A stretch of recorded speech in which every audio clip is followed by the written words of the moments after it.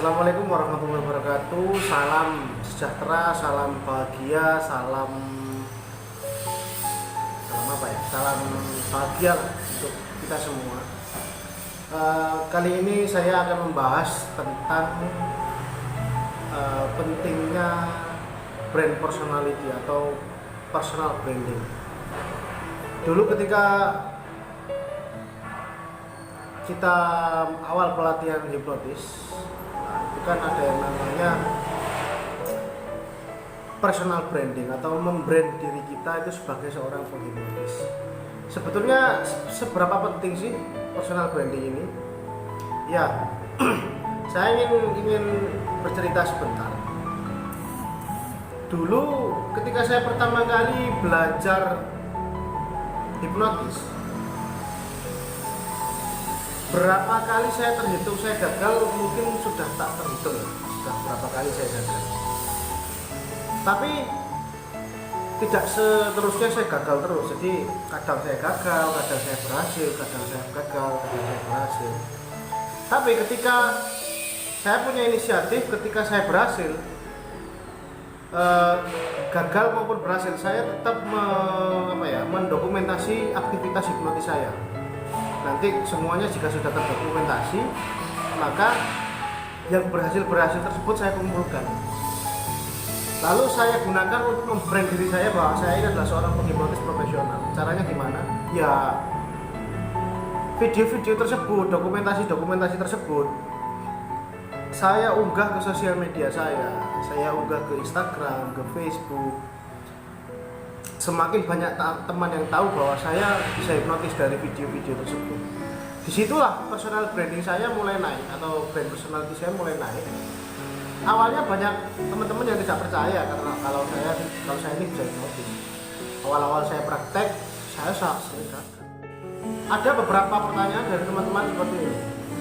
Mas, ada yang bilang kalau menghipnotis orang yang tidak kenal itu lebih mudah ya daripada menghipnotis orang yang kita kenal atau orang yang sudah kenal dengan kita bertahun-tahun. Ya, tidak sepenuhnya benar dan tidak sepenuhnya salah. Kembali lagi bahwa tergantung brand yang melekat pada diri kita. Kalau buktinya orang lain yang tidak kenal kita, dia tidak tahu, tidak kenal siapa kita, dan dia tidak tahu kalau kita ini bisa hipnotis. Tapi kenapa orang tersebut, orang yang tidak kenal itu, malah lebih mudah kita hipnotis? Karena ranahnya berbeda. Orang yang tidak kenal, dia kalau memang dia sugestif, dia cenderung menghormati orang yang baru dia kenal. Dia tidak akan pernah berbuat lancang, tidak berbuat seenaknya. Akhirnya ya lebih mudah dihipnotis. Dia pasti akan sungkan dengan kita. Apalagi kalau kita menawarkannya dengan percaya diri, tanpa ada ragu-ragu. Lalu kenapa kalau kita menghipnotis teman kita kok sulit, Mas? Iya, karena di awal memang teman kita yang biasanya itu kesana kemari bareng kita, bercanda, tertawa, yang biasanya usil-usilan, kok tiba-tiba membrand kita seorang penghipnotis, pastinya nggak percayalah teman kita gitu. Salah satu caranya gimana? Kita bentuk personality branding terlebih dahulu. Kita hipnotis orang lain yang mungkin tidak begitu kita kenal. Setelah itu berhasil kita upload ke sosial media dan teman-teman kita tahu.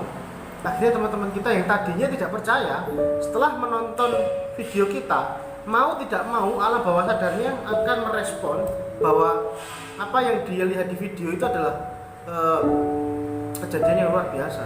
Contohnya jabat tangan langsung itu adalah salah satu contoh cara untuk membentuk personality branding atau brand personality. Dan perlu diketahui bahwa apapun yang dilakukan atau apapun perilaku masyarakat kepada kita itu tergantung personal yang kita bentuk. Contoh seperti ini. Kalau brand yang melekat pada diri kita ini adalah seorang guru, maka orang lain akan memperlakukan kita sebagai seorang guru meskipun dia bukan murid kita. Meskipun itu hanya tetangga kita. Tentu Anda punya di rumah, di desa atau di wilayah Anda atau di sekitar kampung Anda ada yang berprofesi menjadi guru. Ketika dia membuat kesalahan atau pasti yang terjadi adalah yang dilihat adalah personality-nya terlebih dahulu, brand-nya terlebih dahulu. Contoh, ada seorang guru di tempat Anda yang melakukan hal-hal yang tidak pantas lah, otomatis ya digunjing sama orang-orang atau tetangga-tetangga masyarakat, otomatis brand gurunya terlebih dahulu. Katanya guru, tapi kok melakukan ini. Nah, itu namanya itu adalah pentingnya personal branding.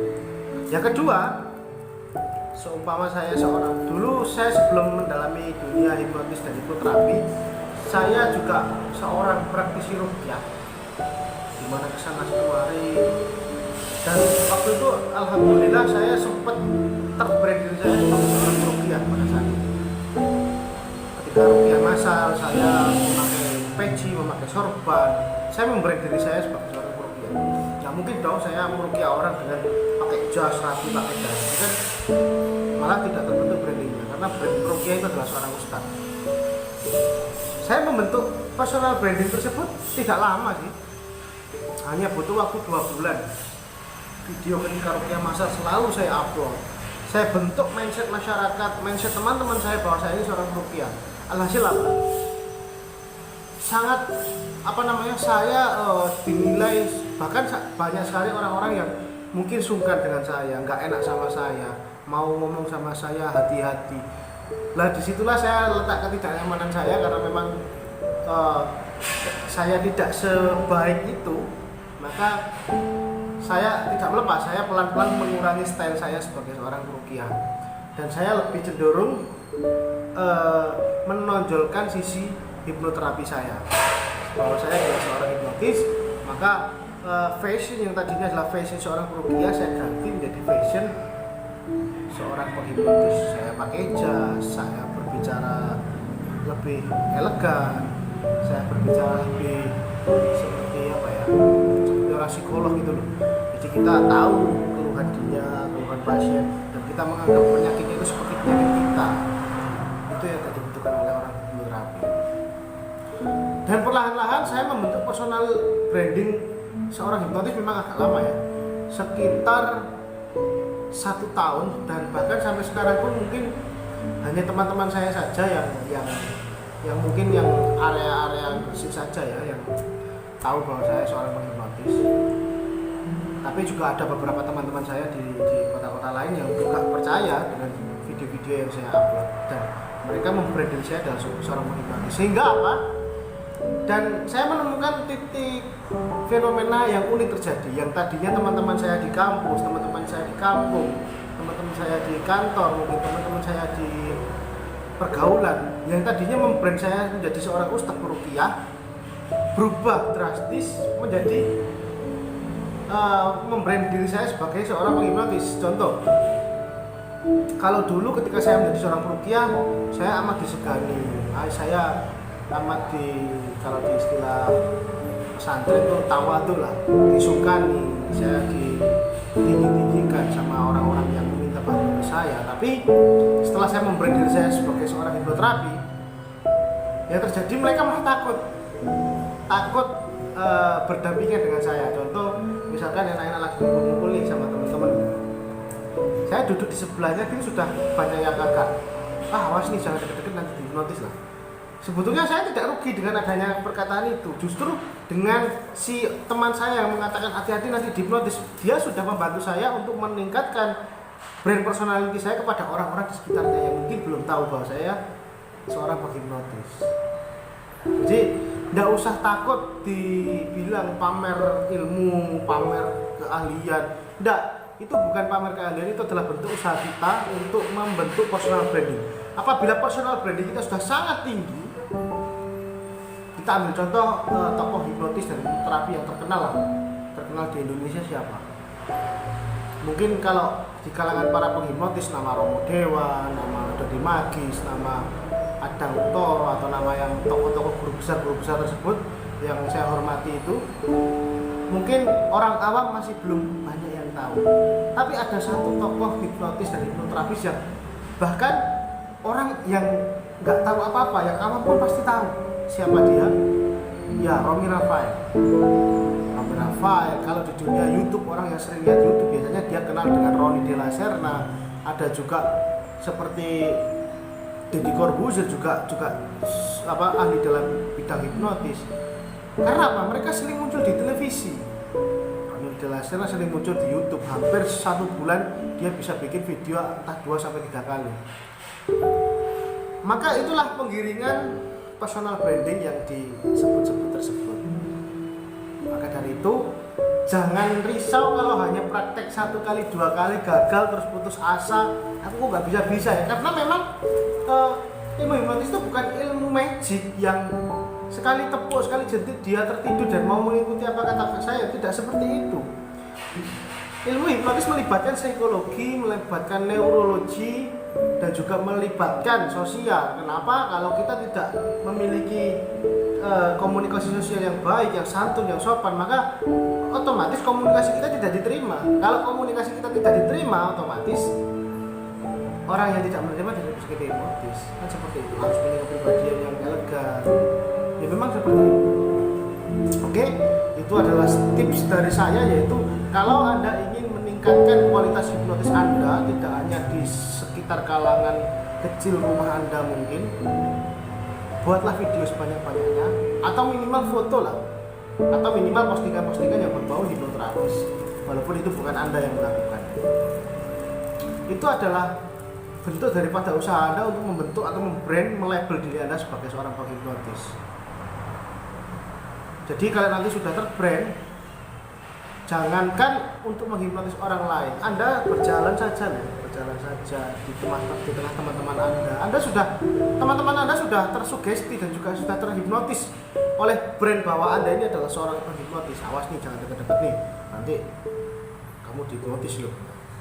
Akan terbrand secara otomatis seperti itu. Semakin sering kamu mengupload video kamu ke sosial media, maka semakin besar peluang Anda untuk menjadi seorang hipnoterapis profesional. Tidak usah menunggu belajar bertahun-tahun agar Anda bisa dipanggil master. Video hipnotis Anda apabila sudah melebihi angka 25 video dan Anda share ke sosial media, secara otomatis orang lain yang bahkan sesama penghipnotis akan menyebut Anda sebagai master. Padahal mungkin yang Anda lakukan hanya sekedar hipnoterapi ringan atau hipnostik, hiburan yang ringan lah, tidak terlalu wah lah. Tapi orang awam melihat itu, ataupun penghipnotis pemula melihat itu sebagai seorang, wah ini keren nih orang ini. Padahal sebetulnya biasa saja. Bahkan di ilmu hipnotis itu ada yang lebih rumit, yaitu hipnoterapi CHT yang menangani kasus-kasus berat seperti depresi berat, bipolar, itu menggunakan rumus-rumus sugesti yang luar biasa. Tetapi orang lain tidak memperdulikan itu. Orang-orang itu yang dipandangkan wahnya. Tidur, plak, wah keren ya orang ini. Nah, itu perlu dicatat bahwa kalau video menghipnotis Anda sudah melebihi angka 25 dan Anda share di sosial media Anda, saya jamin pasti Anda akan disebut atau dipanggil master oleh orang-orang yang melihat video tersebut. Bahkan oleh orang awam maupun penghipnotis, dengan syarat penghipnotis tersebut sebelumnya belum kenal Anda. Kalau saya nggak mungkin lah memanggil Anda master kalau saya tahu bahwa Anda belum upgrade keilmuan ke hipnotis yang lebih tinggi lagi. Tapi minimal brand Anda sudah mulai. Ya mungkin cukup itu yang bisa saya share ya, mudah-mudahan bermanfaat. Jangan pernah berputus asa. Banyak sekali yang bilang di pelatihan saya, Mas jaminan bisa nggak nih? Iya saya jamin, tapi jaminan juga ada syaratnya. Anda mau praktek tidak takut gagal.